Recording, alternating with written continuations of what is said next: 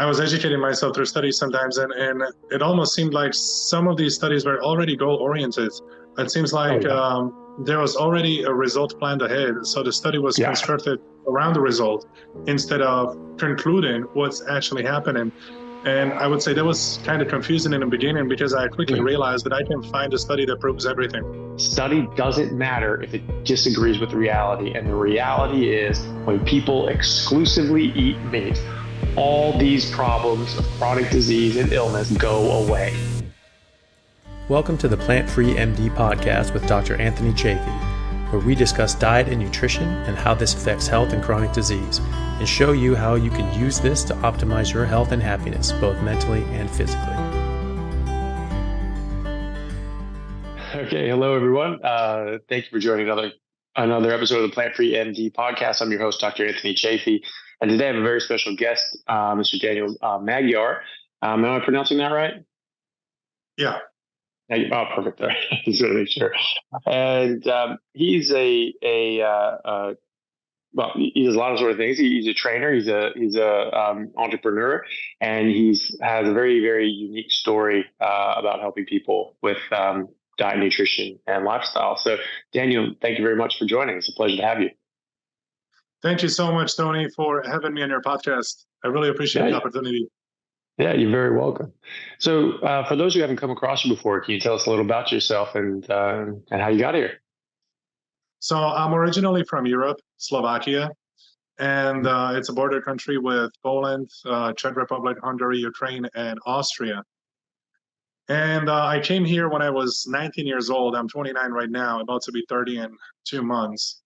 And my dream was always to be somewhere in a fitness field, in a fitness industry. So I moved to America and I was training a lot at Lifetime Fitness.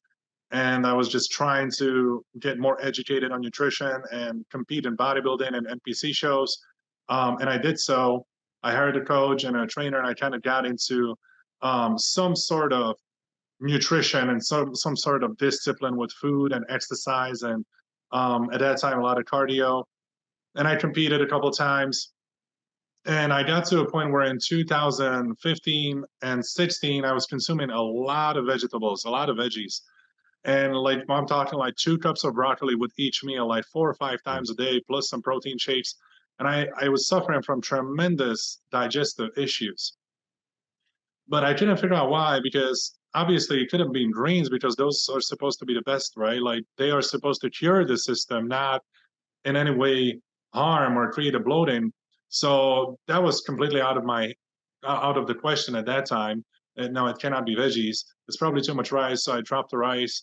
Just eat veggies and some meat, lean chicken or lean turkey. The problem still didn't go away. I'm like, okay, clearly it wasn't the rice. It's probably the oatmeal or protein shake or maybe different brand of protein shake. I was trying to help myself. Really couldn't get any improvement on my digestive system. And it got to a point where when I was a personal trainer, I would literally have to squat down and, you know, train my clients in a squat down position because the bloating and cramps in my stomach were so severe. And when I was asking for help or looking for advice, nobody really knew what's going on. And oftentimes I was told that, hey, you need more fiber in your diet. I'm like, how much more fiber can I eat, man? Like, all I do is I eat fiber freaking all day long, like 8 cups a day of veggies. Like, you can't get beyond that. Plus, it didn't really taste good. It wasn't appetizing. So I was really forcing myself to do so. But at that time, I didn't really have understanding I have today. And then I saw Dr. Sean Baker. I think his first podcast was with Joe Rogan or London Real. I'm not sure, but I saw that podcast when he was talking about the benefits of meat-based diet, and I just couldn't believe what I hear because at that time, I was following a completely different diet, different routine, and I couldn't understand like how can you wake up and not have oatmeal and protein shake? Like it doesn't really make sense. So I was educating myself on a topic, and I was watching more and more videos, which I find to be one of the best ways for me to learn.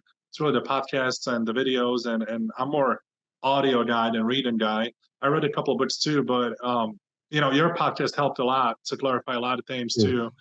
As I was listening. And then from 2016 to 2019, I was really just keeping an eye on carnivore diet. And I saw it growing and growing and growing. A lot more people got interested in it. There was a lot more talk about it. And then 2020, I pulled the trigger And I started following. Actually, end of 2019, I pulled the trigger and I started following the carnivore diet myself, and I experienced tremendous benefits. And all the digestive issues that I've ever had went away. Um, and I felt a lot better. My energy was a lot more stable. It wasn't up and down anymore. Um, and then I introduced this diet to my wife because she had Crohn's disease. And at that time, there wasn't enough talk about autoimmune disease and state of remission with the autoimmune disease and carnivore diet. So I'm like, you know what? Let's give it a shot, because when I first met her, she would be suffering from what we call the crohn attacks, which were really bad. She would just spend 3 or 4 days in bed in cramps and pain, and there will be a lot of vomiting and blood and all the bad stuff that you can imagine. And it's very painful because I couldn't help her. And we went to the doctor with it, and he said that she has all rights to feel like that because she has Crohn's. So we're like, okay, so this is what it is for the rest of her life? And they're like, well, pretty much you can do nothing about it. And she was taking Humira 40 mcgs every other week. So I'm like, this cannot be her destiny. This cannot be her life. Like, this is very miserable, because it would happen at least once a month.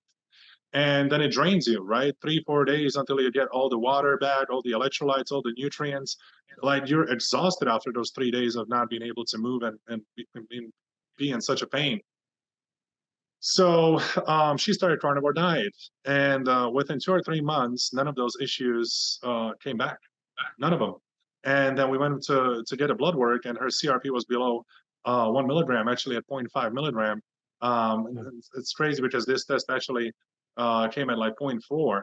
And some of the tests that we took can't even detect less CRP than half a milligram. So we were like, wow, like this is very, very low. Like, the inflammation in the body is super low. Everybody was so happy and everybody was so proud. Even gastroenterologist was asking, like, how did you get to this state? We were excited to tell him, like, hey, we got to this state of remission through diet. Like, she just changed her diet, and he was not excited about it anymore. That was kind of weird. You know, we were like so happy and excited. We didn't suffer anymore. And when we shared all the information about nutrition, we were told that there's no data that shows that nutrition has any effect on autoimmune disease. I'm like, well, I guess that's where our conversation stopped.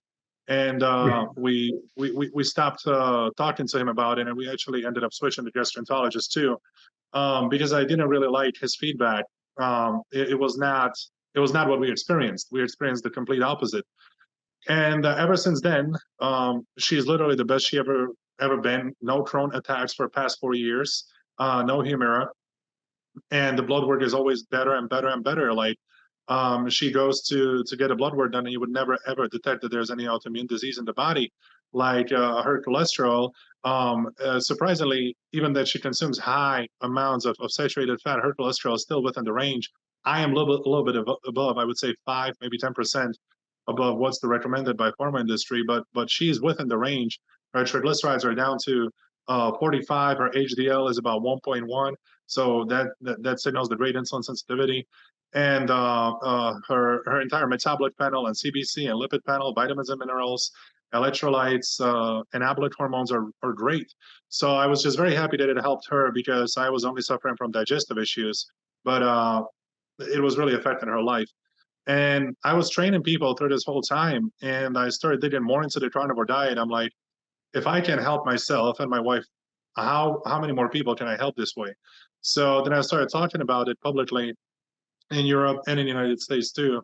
And people were really interested, so they started signing up for more and more coaching programs. And I was achieving faster and better results. And we also combined fasting into the mix. And on certain days you would fast, on certain days you wouldn't. And I came up with a little strategy that I use. It turns out to be pretty effective, and it has a high success rate.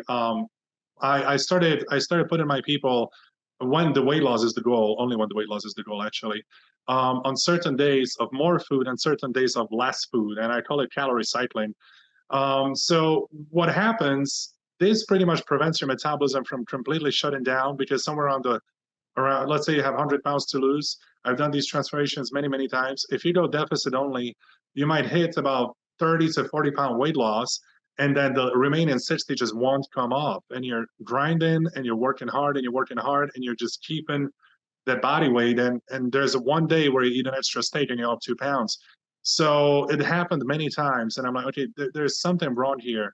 And it had actually nothing to do with the diet itself. It was actually about the energy consumption. So I found out, okay, let me feed these people a little bit more, a couple of days a week, and a little bit less so other days a week, and that pretty much prevented the plateau. So people were steadily losing weight, and 100-pound weight losses became easier and easier. Now people would get stuck, let's say, at 60-pound mark, and the body wouldn't cooperate anymore. They are already consuming 2 high-calorie days and they do 4 low-calorie days a week, and they do a 48-hour fast. So one day a week they don't eat completely anything. Well, that's as intense as I'll go. So if they hit the plateau there, a lot of people would actually go into a deeper deficit, but I do the exact opposite. We take a break from weight loss. We start feeding the body for about 2 to 3 weeks sufficient amount of energy, and after that, after about 3 weeks, we go back in a deficit, and the body response is actually very, very great. People resume their weight loss just like they did in the beginning, and we're averaging about 2 pounds a week, which in my practice, 2 pounds a week, if you can deliver that like week after week after week, you're going to be very, very successful. I tried a couple of things like eat as much beef as possible. It's a good way to put on a lot of muscle, really put on a lot of muscle, but I never experienced any benefits for weight loss. I've seen a lot of talk about it, like eat tons and tons of beef.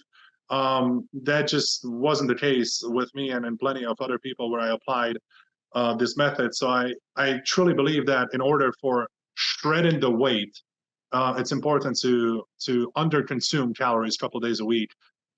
So the body actually has access to its own stored energy and starts using that up. Last time when I was over-consuming beef, I gained like 11 pounds in less than 10 days, because I was really pushing that beef. And the body just responded. I put on a lot of muscle strength, but then I was like, okay, well, this is not a green card to unlimited calories either. Like, I can't be just pushing butter and beef and eggs, 7,000 calories a day and not expect any weight gain.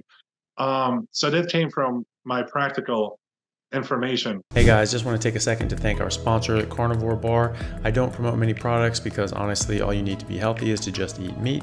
For those times that you're out hiking, road tripping, or stuck at work and you want a nutritious snack that is just meat, fat, and salt if you want it, the Carnivore Bar is a great option. So I like this product not because it's just pure meat, but also because I want the carnivore market to thrive as well. And the more we support meat-only products, the more meat-only products there will be available in the mainstream. So if this sounds like something you'd like to get behind, check it out using my discount code Anthony to get 10% off, which also applies to subscriptions, giving you 25% off total. All right, thanks guys. Well, it's really interesting. As far as what you just said there, when you're saying that pushing beef, were you eating just as much beef as you could, or what was your stop point? So was there I was trying to hit. There was a topic about 6,000 calories a day. So I wanted to see if that is actually going to work for me as well. Certain people were eating 6,000 calories a day and they claimed they lost weight. So I wanted to see how does it work. As generally, I'm a very curious guy, and especially in this field, I want to know as much as I can so I can help and serve my clients a lot better and a lot more efficiently. However, 6,000 calories a day was just a pure strict weight gain for me, and it shot up just like if I was eating anything else, So that was kind of my thing. I'm like, okay, you don't have to force the food into your body at all, because 6,000 calories. I'm 290, and 6,000 calories for me was just insane amount of food. Like I usually consume about 3,000 calories if we're talking about that metric. Yeah.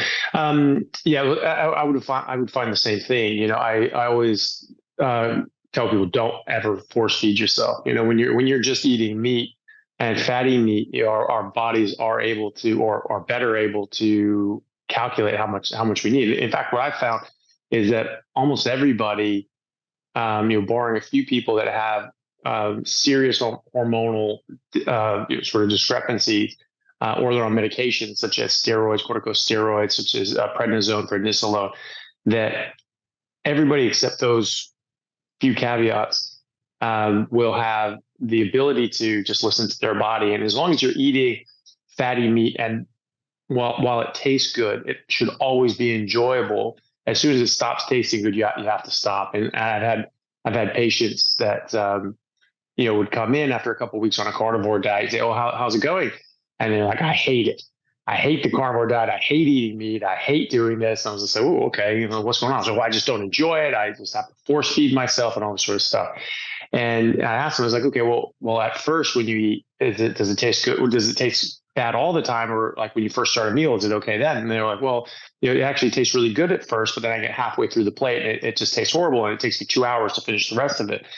And I just pointed out to them that, they were finished 2 hours ago, because that was when their body was telling them to stop, but they were just used to eating larger portions. And so, yeah, I don't think that you need to force feed yourself. I actually don't. I think it's a bad idea. In fact, it was funny. I've always said that, and I saw some one of these vegan troll sort of accounts that go around, talking trash about other people and thinking that they're making huge headway. But they had some sort of screenshot of someone else talking on a carnivore discussion page on Reddit saying, "Oh, well, I saw Dr. Chaffee say you have to eat so much that it makes you sick and makes you want to puke or something like that. And that's how you know you're getting it out." I'm like, "I've never said that in my life."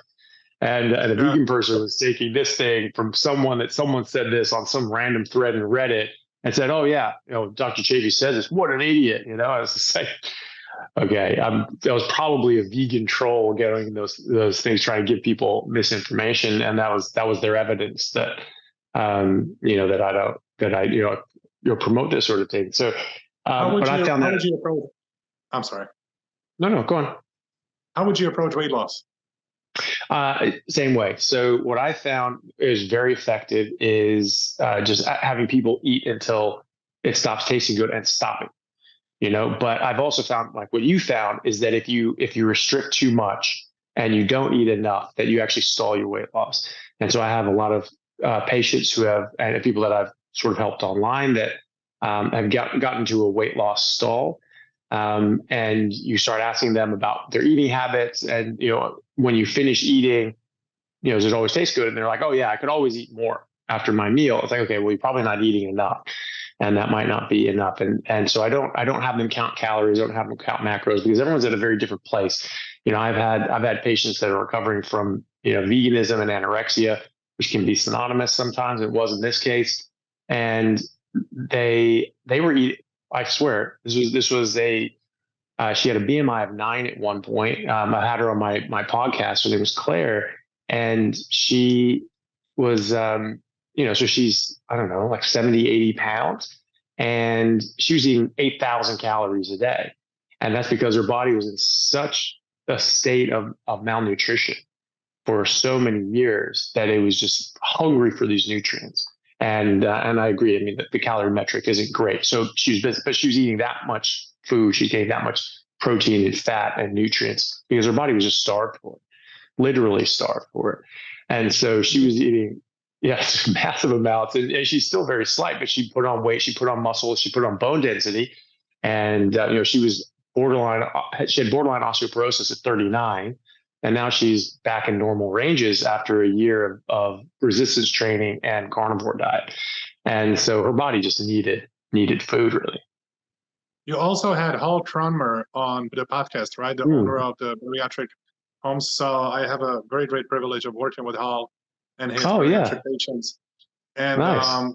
We got one of his patients down from 558 down to 320 in less than 10 months. Yeah, wow.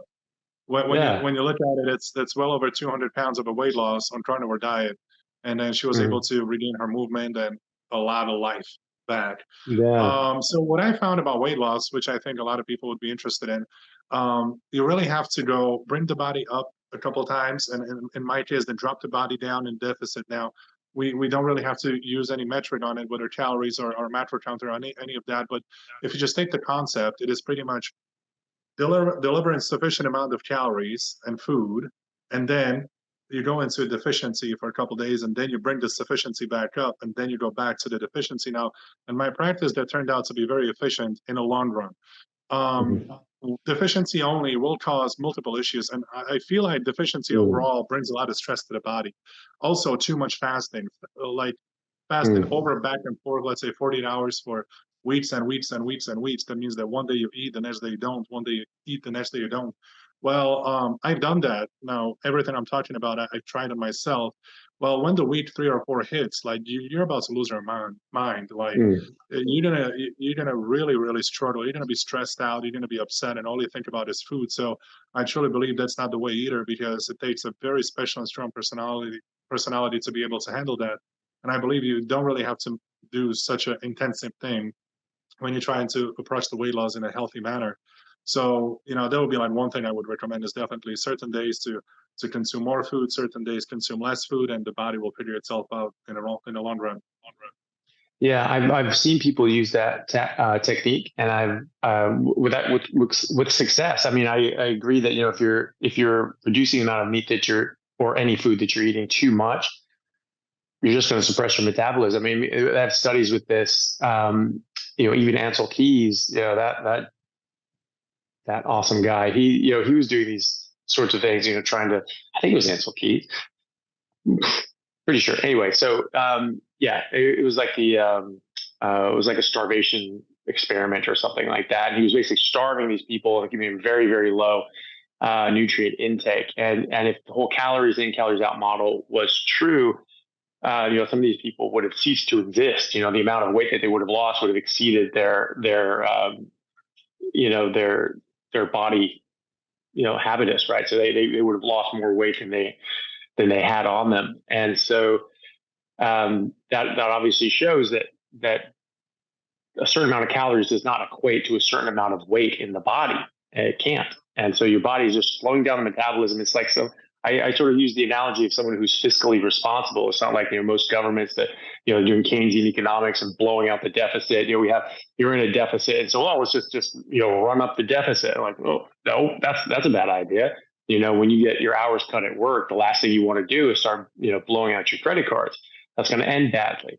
And so what you do is you have less money coming in. You have to have less money going out, and your body is perfectly fiscally responsible with your energy. You have less energy coming in. You have less nutrition come in. Less energy is going out. That is as simple as it is, because otherwise you die. And so, we are designed and built and purpose built, and all animals are as well, to survive famines and survive these harsh times, or else you go extinct. And we're not extinct. And so obviously we've made it through famines and things like that. And our ancestors are the ones who have made it through famines. I do know that, some of the doctors I work with now in the practice I'm in would use like one day of fasting, like one day a week, you just don't eat. You eat like 2 meals a day, 6 days a week, and one day a week you just don't eat. And they found that that's very helpful. So you have that sort of that dip, and then you're coming back. And they use carnivore diet as well. Now they do. Before they were using sort of more classic, low fat, lower intake sort of diet with 2 meals a day, sort of an intermittent fasting approach before that even had a name. They've been doing this for 40 years. They just found that worked. But I do find that I find that you can get very good results with just eating steadily. That is interesting, having that dip and then up, because you're right. It probably wouldn't trash the metabolism all that much. And so that might accelerate things. I'll have to experiment with that. But it's, for ease of, for the patients and things like that, you just tell them, hey, just eat what tastes good to you. And because sometimes I find it difficult to get them to eat enough in the first place, because your hunger signals are so different on a carnivore diet. They're often under eating anyway. And so it's often you're trying to get them to eat more. And then of course there's the body composition. You were saying you're putting on muscle, and so people will have weight loss stalls, or maybe they'll slow their weight loss and say like, oh, what's going on here? It's just like, okay, how are your clothes fitting? Oh, actually they're much more loose. And you do a body composition scan, and they've actually lost far more fat than they think, but they put on muscle and even bone density as well. A little bit of bone density, yeah. They get stronger and tighter. That's a very common thing. Now, I don't usually switch up the plans until a person comes back to me with about 2 or 3 week stall. If there's a 2 or 3 week stall, that's when I'm like, okay, well, it's what are we going to reset some metabolism, bring you back up to a sufficient amount of food on a daily basis for about 3 weeks without any deficiency, or we'll see if we need to switch something up. And as you mentioned, some of the doctors that you work with use fasting for the whole day once a week. Well, it's funny coincidence because I do too, and I didn't even know. I literally do that too with my clients. So 1 day a week, that's like the most intense protocol I have. That's 1 day a week, no food, 4 low calorie days or low days, and then 2 high days, and then you don't really go beyond that. And then this is a very sustainable weight loss. And I find carnivore diet from all the diets that I've ever tried to be the most efficient at pretty much everything. The body composition changes, the remission with the autoimmune disease, reducing all the bad symptoms of pretty much everything, Crohn's, ulcerative colitis. Then we got, of course, diabetes and insulin resistance. We got arthritis, psoriasis. I have psoriasis myself. It's completely gone on carnivore diet. People drop the inflammation, then they improve the insulin sensitivity. They build muscle mass.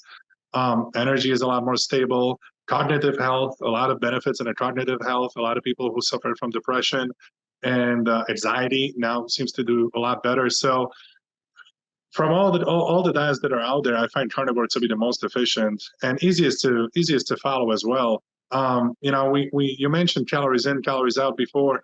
Of course, I've done that approach myself.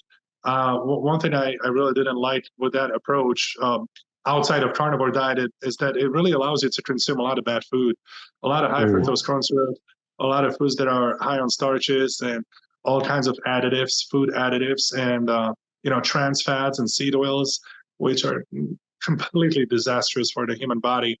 And people don't really eat to supply the body with the nutrients. They really eat for the taste. And always they go for the tastiest food out there. And that also brings me to another point. I was a big fan of keto diet until the industry got so big that I'm not a fan of it anymore. Because when you look at average keto bars and you look at average keto products, it's just a mixture of seed oils with erythritol or stevia or any other artificial sweetener. So they just do the same thing as they do with other foods. They make it taste good with all the seed oils and substitutes of sugar instead of using the real sugar. But at the end of the day, it's an ultra processed food that is really not healthy for you. So I kind of stopped being a fan of keto diet because of the industry. Yeah, you can get it very processed as well, and that's it's a sort of a double-edged sword because it's good that the market is listening. It's good that people are paying attention to what people actually want. They want something in a certain way. They don't want to eat a bunch of carbs. They don't want to eat a bunch of crap. But then they're sort of getting suckered in, like you said, to the same processed junk with seed oils and artificial sweeteners and things like that. Which can, that's sort of been something that I've tried to illustrate with people is that yes, carbs I think are a detriment. They put your body into a different metabolic state than is optimal for us, and that's bad. And I think that's something that's good to avoid is carbs, sugar, alcohol, things like that, for those and other reasons. But also that there are more bad things in the world. It's not just like, well, that has carbs, so I'm not going to do it. But anything else is fair game. That leaves a lot of open territory. And so, I think a lot of that stuff is detrimental as well. And so that's why I try to, obviously with the plant toxins, I try to tell people about, but the artificial sweeteners, I mean, that's, I've had to sort of amend my sort of rules to sort of cover these sorts of things. Because I always tell people it's important what not to eat is what to eat. And so originally I was saying, no plants, no sugar, nothing artificial. And that goes for sauces, seasonings, and drinks as well. Now I had to sort of change that because I normally say plants because most people consider mushrooms and things like that plants and think of them as fungus. But I've had some people come back like, well, I've been having mushrooms because that's not a plant. I'm like, yeah, damn it, technically, yes, okay. But so I say now, no plants or mushrooms, or no plants or fungus, no sugar or any sweeteners, and nothing artificial. And so I've had to sort of adjust that because some people sort of sneak those things in and it can be detrimental.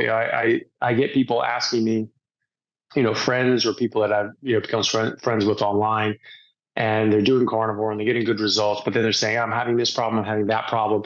And they're telling me that they're doing carnivore. And to me, that means they're only eating meat and drinking water, and that's it. And in fact, what that means to them is that they're eating a lot more meat and a lot less of other things, but they still have other things in there that have, yes. I've seen that a lot.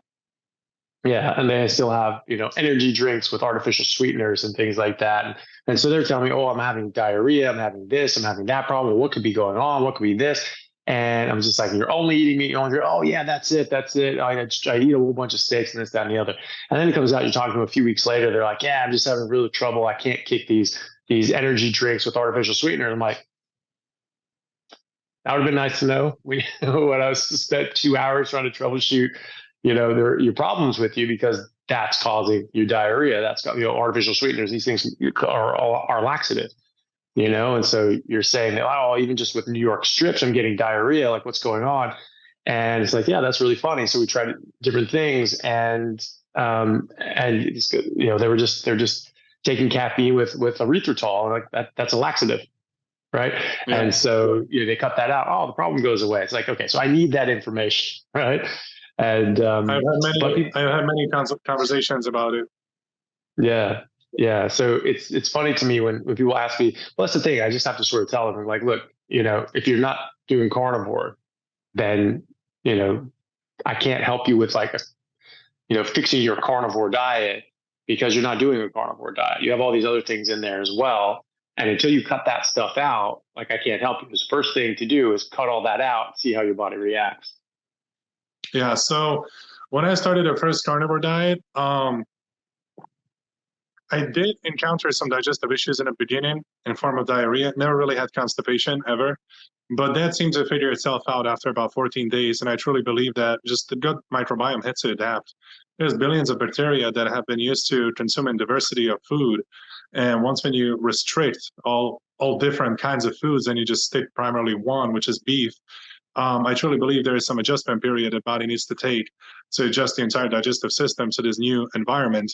And after that, all the problems run away. And oftentimes people ask, like, hey, I'm really constipated on carnivore diet. Like, what do I do? Okay, well, I heard this so many times. There's a difference between constipation and not producing enough waste. And especially if you're in a calorie deficit, that means you're not even consuming sufficient amount of food. So you're in a deficit and you're consuming the most bioavailable nutrients. All of that is going right in your blood. And there's not much waste to be left. Like, constipation is when you're really struggling and you really have pains and cramps, and really it's a hardcore problem at the bathroom. And if that's not the case, and you just haven't been to the restroom for the last 48, 72 hours, considering you're in a calorie deficit, which most of these conversations were in a deficit, it's absolutely normal and no problem. Like, can you lift your arms up and hang on a bar? Yeah. Do you have any cramps in the stomach then? No. Can you move around and work out? Yeah. I'm like, you have no constipation. You just don't have enough waste. That's the beauty of this diet. And then I started searching for, better and better and high quality beef. And I was buying beef at the local stores. It was a good experience, but I started my carnivore diet with the supermarket beef. And then I kind of wanted something tastier, something more high quality. So I started approaching local farmers, and I started buying grass-fed, grass-finished beef. Now, that was a whole other ballgame.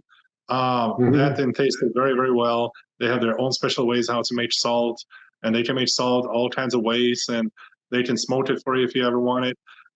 So they do all kinds of things. And then I realized that pretty much I'm supporting a local economy, which I truly believe everybody should do when they're living whatever country they're living in. It's probably the best to support your local farmers and be self-sufficient. In case something goes down again, if another COVID hit, I'm not affected at all. I don't have to go to the store ever. Like, I'll just call my farm, get all my beef, get all my eggs from there. I do consume some raw dairy as well. So I do have another farm for that. So everything is within like 10 minutes around my house. So that's a beautiful thing. I met a lot of people who are within the carnivore community that are really helping you become self-sufficient and not really need to spend the money on the imported food. Yeah, and that's great too. It's great to be able to support local farmers, definitely, but you also get it cheaper and you get a higher quality product if you go to the right places, obviously. So, if you find a regenerative, rancher in your area, or in as areas as close enough as possible, well, you're helping them and you're influencing the market, because you're voting with your dollar in your pocketbook. And so you're supporting them. They're able to grow their business. They're able to grow their reach. And so they can grow and expand. And so you're supporting an industry that's better for the environment, that's better for people, it's better for the animals. And so those are all positive things. That's what I tried to do when, here, but as well, when I was in America. It was a little easier when I was in America. It was a lot easier to buy directly from a rancher in America, at least I found. But here, there are places you can do it as well. You have to do a bit more digging. I wanted to ask you as well, just going back to your wife who had Crohn's, and the doctor said that there's no data on food helping Crohn's, which is funny because literally 5 minutes on PubMed, I found dozens of studies on specifically Crohn's disease, and as well as ulcerative colitis and diet, and how this radically affected it. And in fact, how an elemental diet, which is just a processed tub of powder, which is just the macros and micros and nothing else, that was a better treatment for an acute flare-up of Crohn's disease than prednisone, which is the gold standard. It has a lot of side effects, but it works. It just suppresses your immune system. It shuts it down. Not eating certain things was a better treatment than steroids. So it is in the literature. I don't know why he hasn't ever bothered to look it up. The thing is, no, really, Jesus Christ. So what's he doing? I mean, like, how does he stay current? I mean, that's the problem. You learn something in your residency or medical school, and it's just like, yeah, that's it. Nothing will ever be added from here. I mean, that's a really, really bad mindset for a doctor to have, or anyone to have. Then it just becomes, a lifestyle. You wake up, you go to work, you go to pick up your kids. At home, you prepare dinner for everybody. You talk about everyday struggles, issues, what your wife has gone through in a day. It just becomes a normal job, just like for everybody else. Yeah. Just with a little bit harder hours, of course, because hours in the medical industry are really tough. You can spend, 14, 16 hours, sometimes 24 hours in a hospital, like, about it more than me. So I don't think, some people are just not interested to look deeper into the topic, and they just go by the standard. And I think it's easier also to just go by the standard. It's probably, you've done your 8 to 10 years of education, and why would you go research something deeper, something that's contradictive to what you learn? It's just easier to stick to what you know and just prescribe the medication and treat it through suppressing the symptoms versus really looking for the root of the issue and actually addressing the root of the issue, which in our case was definitely the defensive mechanisms of the plants, because the plants of any kind would trigger a certain autoimmune response in her. And for example, herpes was another one. So it seems like her immune system was upset already just because of a Crohn's disease. It was activated so many times, it already learned how to attack its own body. So herpes was another thing that would come out after consuming certain plants, So all these autoimmune reactions would just pop up in the body like instantly. You ate back something. Make sense? Yeah. Like it became kind of a measurement. Like, I already know, did you have a good diet? And you didn't even have to tell me because I can see, whether it's on the skin, whether it's on your digestive system, I already see if you consumed any plants. And as you mentioned, I really like the idea that you mentioned about the price when you're supporting local farmers. And I found that to be very interesting situation, because the grass-fed, grass-finished beef I can actually buy from the farmers cheaper than I can buy in Costco. And I had this interesting conversation with ranchers and local farmers out here, and we decided to form a new online beef company. And we got $9.99 per pound of beef. And we send out boxes, dmbeef.com. And we kind of, our little community formed a brand new website just so we can get the highest quality beef, grass-fed, grass-finished. We also got some Wagyu, to the public, and have people enjoy the highest quality beef for, I think, a lot better price than we can get at the store. Yeah, that's awesome. And I think a lot of those businesses where you're going, direct from the rancher to the consumer is very good. I mean, a lot of them are, you're buying boxes of meat, or you're buying a subscription, or however you do it. I think those are very good, because you're connecting the two people that actually need to be together, as opposed to sort of having 13 intermediaries and the price just goes up at every tick, which is fine, because they give access to people that didn't have access or wouldn't have access, and so that is necessary and it is beneficial, but you pay for it.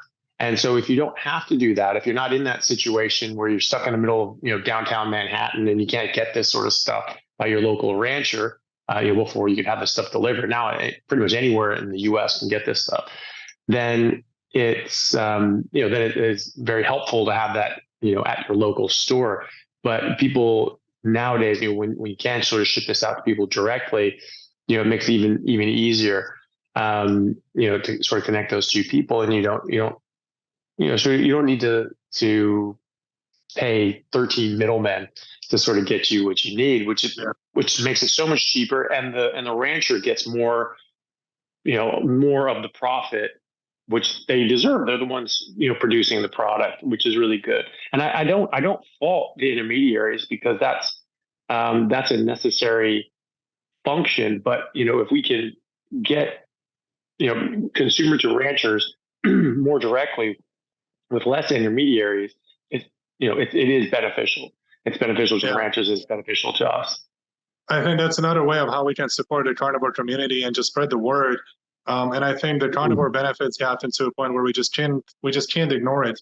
According to just average media information, all the stuff and all the benefits that are happening from carnivore diet are not supposed to be happening. So I kind of took on that personal mission, and I started seminars, carnivore seminars back in Europe, and we're launching another seminar on September 22nd, 2024.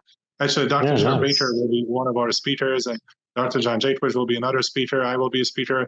I had another seminar earlier this year, so we're kind of spreading the word in Europe as well, because I truly believe that people deserve to know about all these benefits, and they can educate themselves on the topic and see if that's something that they like to do. Now, I have one question for you. How do you feel about situation where people would consume, let's say, 100 grams of carbohydrates with their carnivore diet? I mean, I don't think it's optimal, and they're, you can sort of get into a funny place when you're eating low carb, but not no carb. You'll get reactive hypoglycemia. So your blood sugar goes up, your insulin goes up, if your insulin stays up and your blood sugar goes down, you get, what's called reactive hypoglycemia. So your insulin goes up, insulin forces energy into cells, doesn't allow it to come out of cells. And so now you've sort of locked down your fat stores. You're not going to be able to mobilize your fat and make carbohydrates, blood sugar, glycogen, or ketones. So now you're just running on that 100 grams, and then that sort of drops down. And now you're hypoglycemic, you have low blood sugar, and you have low ketones, and you feel pretty wretched.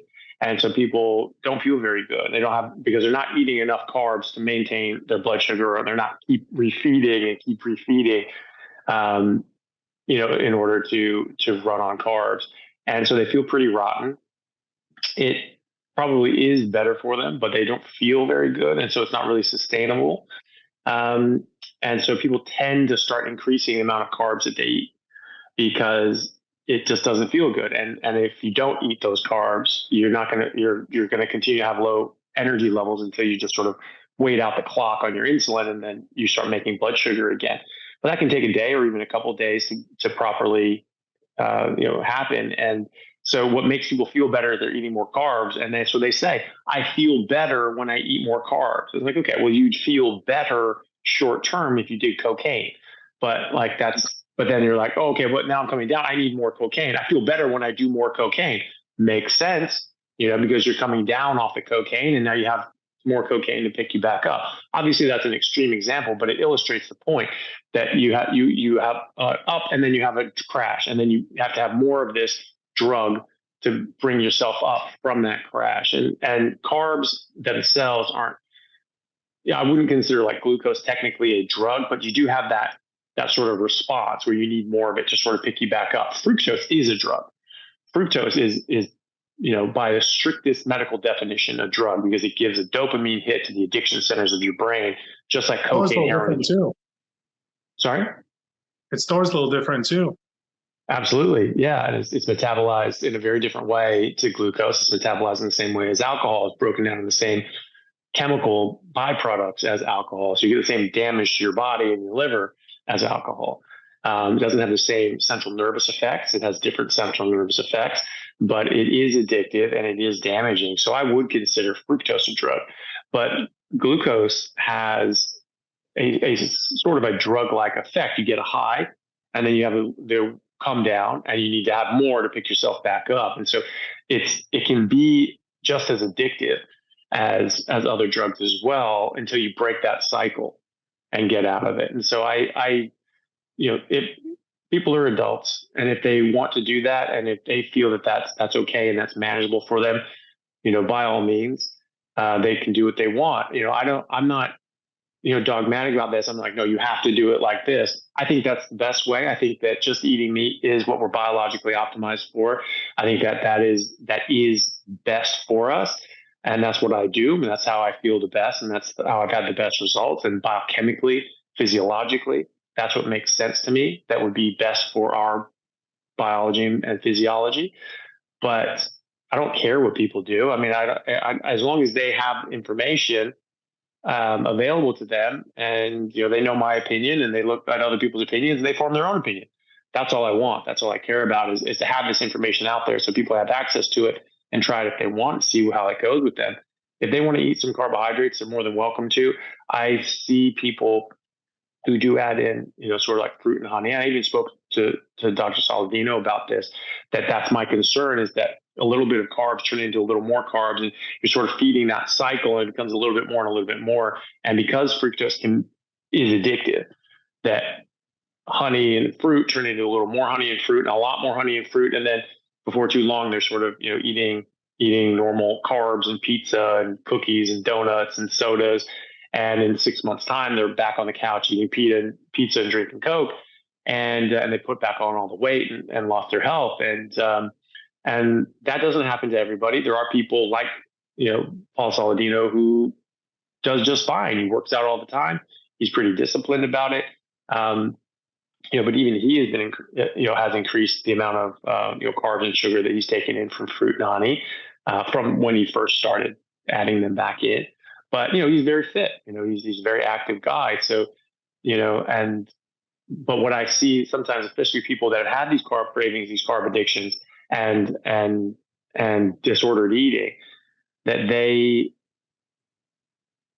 have, it's like someone who's been a very serious alcoholic for a while. They just sort of need to abstain. And if they start drinking again, they'll start drinking a lot more. And that is something that I've seen with people with carbs and sugar. And when they start doing that, it's a little bit more and a little bit more. And then they, 6 months later on the couch gaining weight. And he even said, he was just like, yeah, I've seen that too. That's something I haven't sort of figured out yet on how to help those people and how to keep them sort of at a low level. So, I recommend against it. I find that people have better results without it. And I see people certainly with autoimmune issues that even adding in, just ripe fruit, that they can actually give themselves flare-ups. And so, some people aren't as sensitive as that. I mean, I'm not as sensitive as that. I mean, I would perfectly tolerate fruit, but I don't want to, because I don't feel as good. I don't feel my best. And I don't think that it's very good for me. So, some people do. They add it in every now and then, and that's fine, because they can have a bit of fruit or a bit of something sweet every now and then. But I get a bit nervous with that, especially with like the weight loss patients, because, they've had more issues with eating a whole bunch of carbs and things like that. And so it's easy to get back in that cycle again, and that sort of carb cycle, and sort of lose everything that they gained. You also mentioned the insulin spikes and insulin fluctuation. It's a interesting situation I've been in with one of my clients who has leukemia, and he had his white blood cells at about 69,000, which is decent high, not really crazy number, but it's decent. It's up there.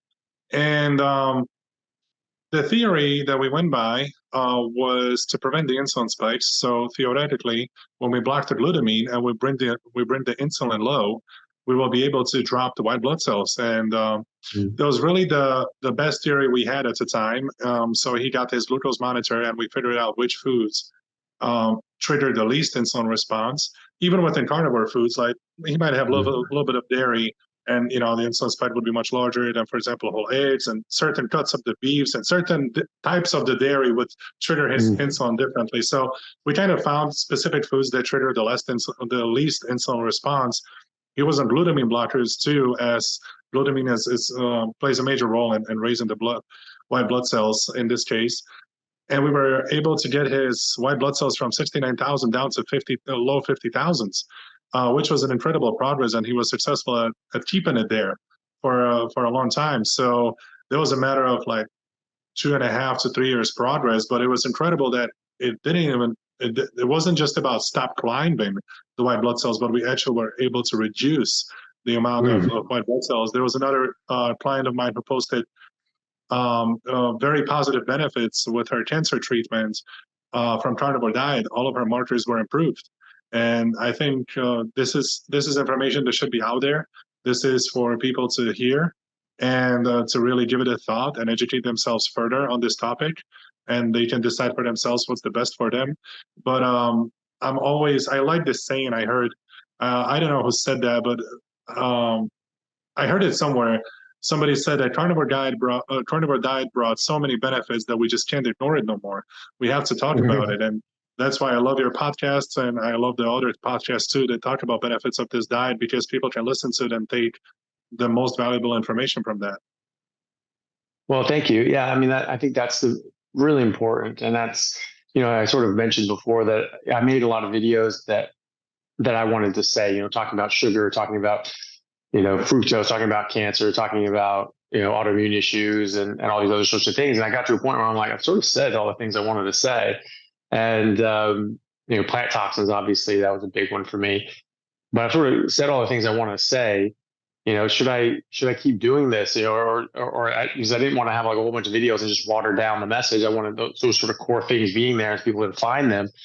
And so they didn't get lost in with all the other videos, because I thought they were very important for people to see. And I decided to keep going, because it was just interesting to talk to more and more people, and everyone had more sort of insightful things to say. New topics come up and new discoveries come out, and people find it like, wow, I had this really interesting issue and that's gotten better. Or scientists and researchers finding that this is helping in other, like mental health, with Professor Chris Palmer and Dr. Georgia Eade, they're reversing schizophrenia with dietary interventions, which is absolutely amazing. And then, but exactly what you're saying, talking to real people and saying, look, these are the real life results that people are getting. And this is a massive, massive difference and improvement. And I think it is something that's very important to talk about. It's something that matters, because that's what we're talking about. It doesn't matter what the studies say. It doesn't matter, because studies can say anything. They can come from anyone. It doesn't matter at the end of the day. What matters is what happens to real people on a day-to-day basis. Real world results. That's what matters. It doesn't matter what a study says if it disagrees with what's happening in the real world. And so I think that's a very important thing to do is talk to real people who are having these issues that are resolving them. People have been saying for decades that meat causes disease and that plants heal all, and it's just the most wonderful thing ever. Yeah. Well, and first of all, which plants? Because the vast majority of plants on Earth will kill you if you eat them. Certainly, as much as a salad full and half a leaf of hemlock will kill you. Kill an adult within 2 minutes. And so, which plants, first of all, but second of all, they're saying that if you eat meat, it will cause harm. And yet we have people that are only eating meat and all the harm is going away. Yes. So that doesn't agree. And what I have this study and that study, couldn't care less. It's not worth the paper it's printed on. It's wrong, because people are eating exclusively meat. And those exact problems that you're talking about are gone. They go away. So I don't care. I don't care what your study says. I don't care what degrees you have. You're wrong. And that information is wrong. And if you keep pushing it, you're going to hurt people. And so I have a problem with that. And that's why I'm sticking around, and I'm sort of going to keep fighting the fight, because I see this work, and I've seen this work too many times and go against, the narrative, the doctrine, the narrative that's been going on for so long. to believe otherwise. I mean, it's just wrong. And so, yes, it's great to get studies out there and prove what we already know, what we can already see, and what millions of people around the world have been doing. But for me, there's more than enough evidence to start treating people with this. And there's more than enough evidence to do this for myself. And there's more than enough evidence to recommend this to others. And we get studies, even better. Hopefully that will convince even more people, to get on this and fix their health. But for me, there's more than enough evidence. And that's what I've tried to do with my videos, is try to just show what that evidence is, what's convinced me. And because again, studies can say anything. It doesn't matter. You have to go down to first principles. What is our biology? What is our physiology? What does that say? And that says that we're carnivores. We've been carnivores for 2 million years. We're well adapted to that. There's nothing in meat that's bad for you. It doesn't need to be. You have a poison sac or skin of a toad or something like that may have some toxins in it, but that's a defense because they're a small creature. Most things are bigger than them. But you have a big bison or some large creature like that. They don't have to be physically poisonous because there's not many things bigger than them that can take them down. And so they have other defenses. Plants don't do that. Plants can't move. They can't run away. They have to be poisonous. All plants are poisonous. This is just a law. I mean, this is not even a law. It's just a fact, and anyone who studied botany or biology and paid attention would know this. And basically every botanist that I've ever come across, they've all been like, oh yeah, well, obviously, I mean, everyone knows that, and so, it's great to get more studies and things like that. But the evidence is there that physiologically, biologically, biochemistry, this is what we are. And this is the way we're designed to eat. And we aren't adapted to the plant toxins. So for me, it's already just QED. This is what we should do. But, getting more studies is great. But, again, study doesn't matter if it disagrees with reality. And the reality is when people exclusively eat meat, all these problems of chronic disease and illness that have been attributed to meat go away, and more things that haven't been attributed to anything go away too. So with the studies, sometimes, I read a lot of them. I was educating myself through studies sometimes, and it almost seemed like some of these studies were already goal-oriented. It seems like there was already a result planned ahead. So the study was constructed around the result instead of concluding what's actually happening. And I would say that was kind of confusing in the beginning because I quickly realized that I can find a study that proves everything. I can find a study about benefits of spinach, regardless of the amount of oxalates that's inside of a spinach, or I can, find a study that supports consuming cashews or anything else, which are tremendously high on the defensive mechanisms as well. So I learned that, like you said, the studies is one thing, but what's happening in the actual world is another thing, because there might be some other interests that are within the study that is going to support a certain agenda if the study can prove that, yes, the result is what we want. And that's when I found, correlation between who funds the studies and how do they turn out. That usually benefits the person who funded the study and stuff. So I kind of backed off from that because I felt like that's really not a valid source of information for me. But there was the one from Harvard in 2021 where they took 2,029 participants and they concluded all these benefits from carnivore diet, which I found fascinating that Harvard came with something like that. Mm-hmm. And when we look at what's happening in the real world, like you said, we're designed to eat beef, meat, like in our case, beef is what we consume mostly, right? Is it a coincidence that our organism, the human organism, recognizes the nutrients from meats as the most bioavailable? And we have more than enough evidence proven that, yes, the animal products have a lot higher bioavailable protein in it.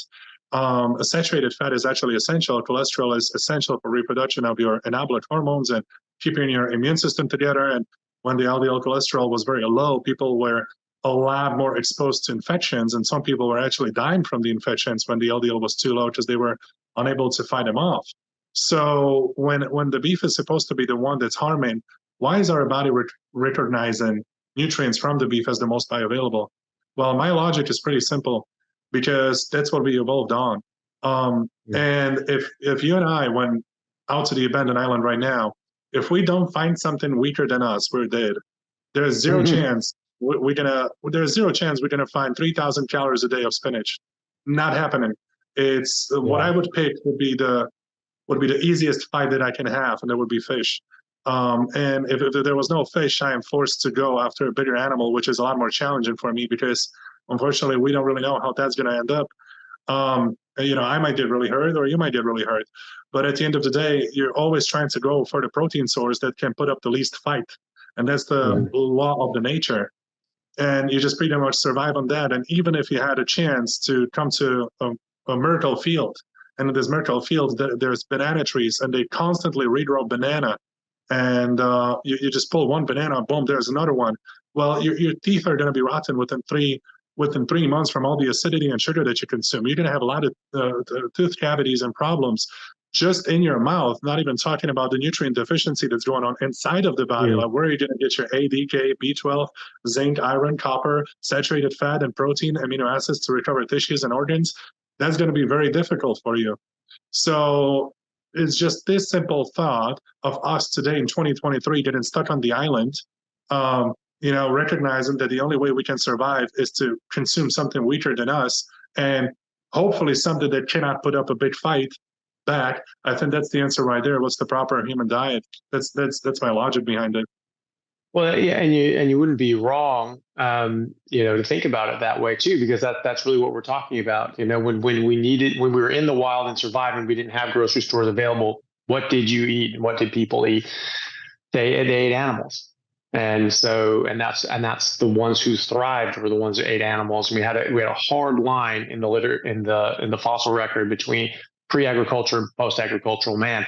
And this is I have this on the pinned to the top of my Instagram is a page taken out of a textbook from a professor at Cambridge who showed these two skeletons and pre-agriculture and post-agriculture. Post-agriculture was on average 5 inches shorter, 11% smaller brain size in men, 17% smaller brain size in women, signs of poor wound healing, infections, crooked teeth, smaller jaws, all these sorts of things, cavities.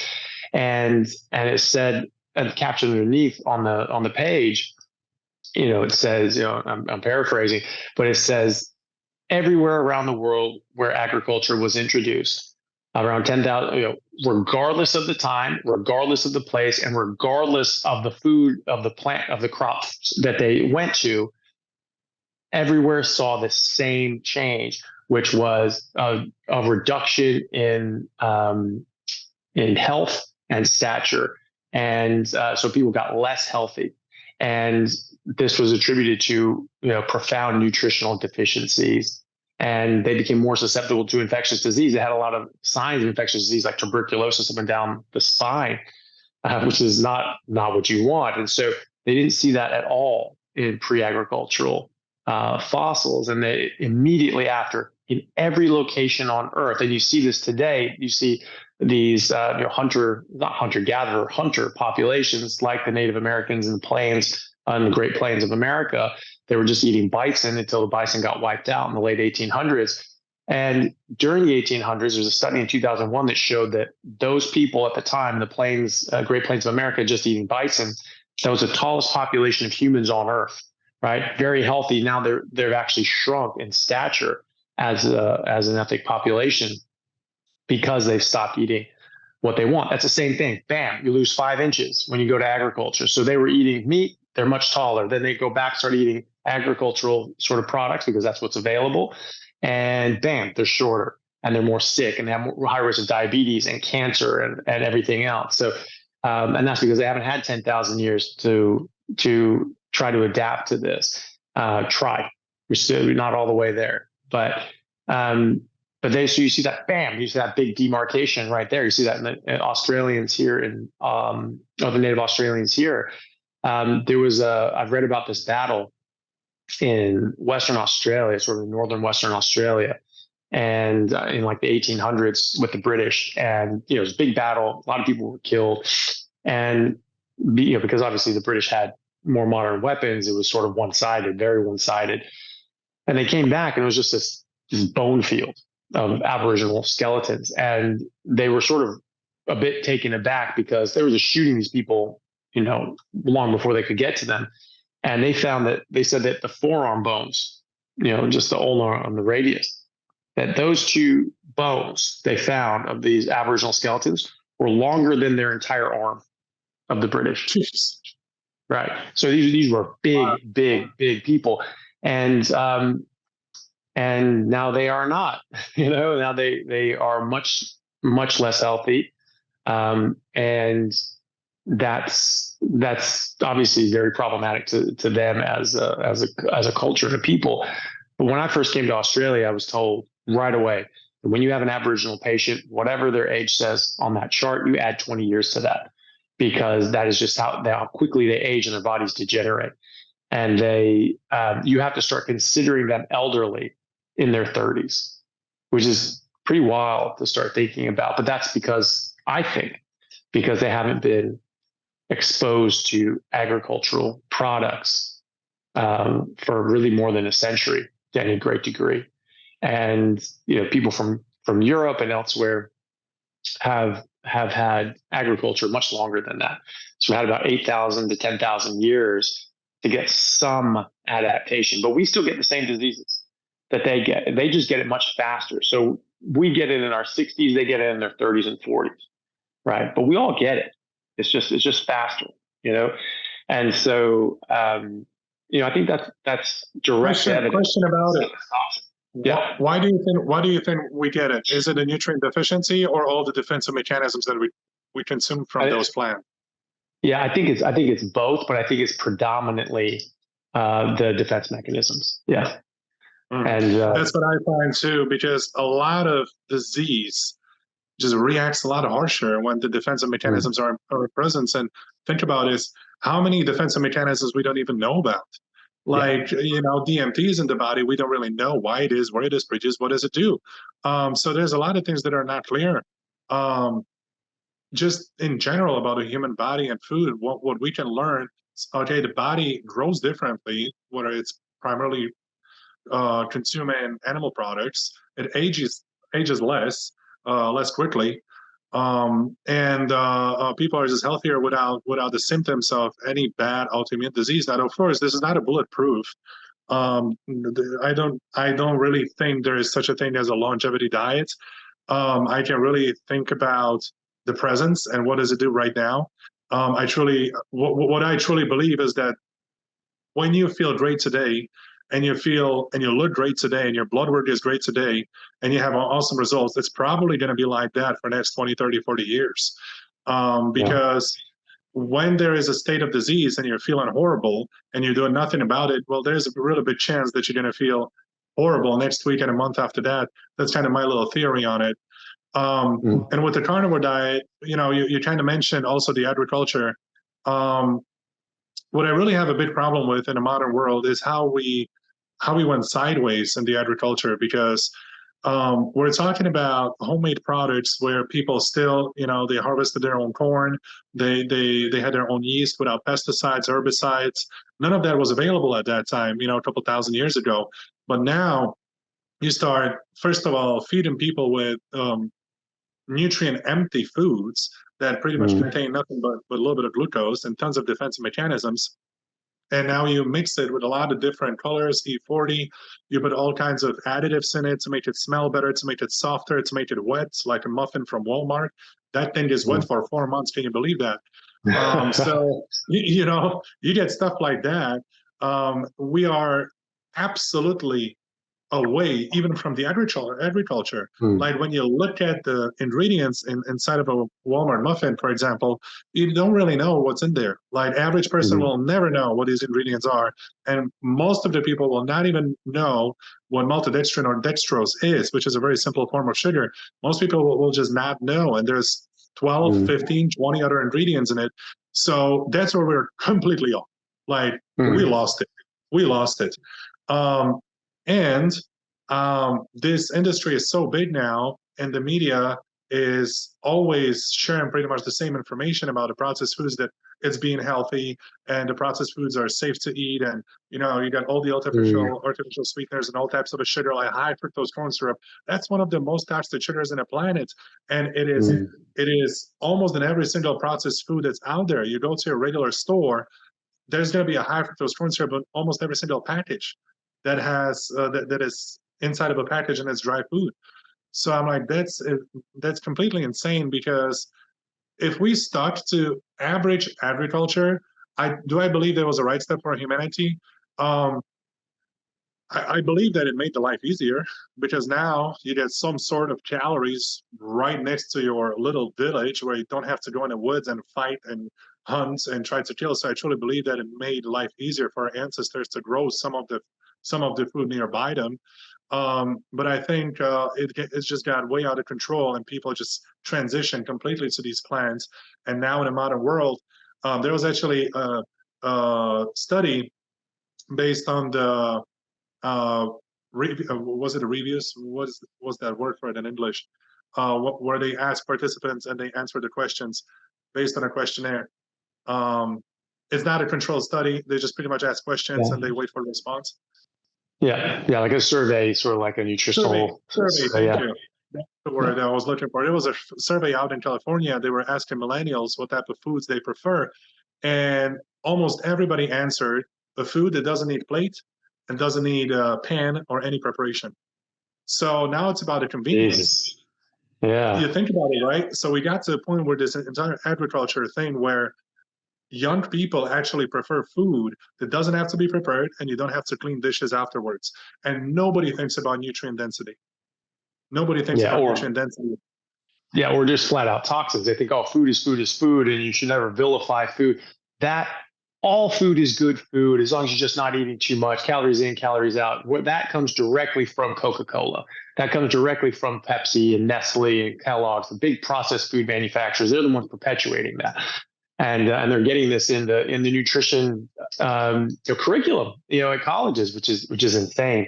Daniel, unfortunately, I do have to run because I've got patients coming in the next sort of few minutes, so I've got to run to work. But I just wanted to make a couple comments. You were talking about the different toxins, not knowing about them. Yeah, that's the thing. According to the professor of botany at Cambridge, who's the or former professor, Dr. John Park. He was also the curator of their botanical gardens there at Cambridge.